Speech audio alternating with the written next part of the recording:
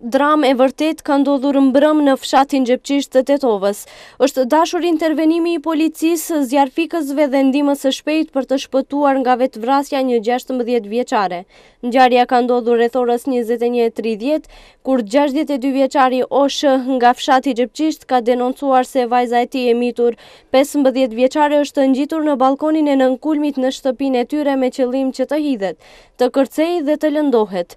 Për një kohë të shkurtër janë dërguar ekipet e sektorit për punë të brendshme në Tetov, njësia e zjarfikësve dhe ndihma e shpejtë të cilët e kanë takuar vajzan tek rrethoja e balkonit.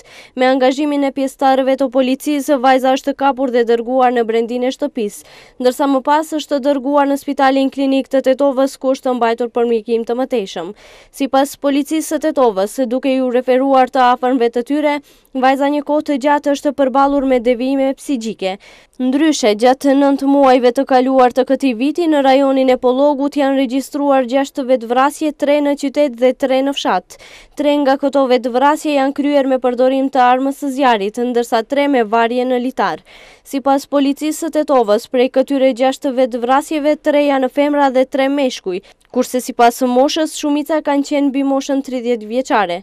Në 2 vetvrasjet e sivjetshme shkak ka qenë devijime nervore dhe sëmundjet, ndërsa në të tjerat nuk dihen shkaqet. Gjatë këtyre 9 muajve ka ndodhur edhe 26 tentime për vetvrasje, pjesa dërmuese me helmim përmes tabletave, 2 me tentim për varje dhe me përdorim të thikës. Pjesa dërmuese e atyre që kanë tentuar të kryejnë vetvrasje kanë qenë vajza, të moshës 18 deri në 30 vjeçare. 12 tentime kanë përfunduar me lëndime të lehta, 7 me lëndime të rënda dhe 7 tentime tjera pa pasoja për shëndetin. Gjatë këtij viti janë regjistruar edhe 16 raste tragjike, prej të cilave 2 kanë përfunduar me pasoja tragjike, ndërsa në pjesën dërmuese të këtyre rasteve pakujdesia ka qenë faktor kryesor për ndodhjen e tyre.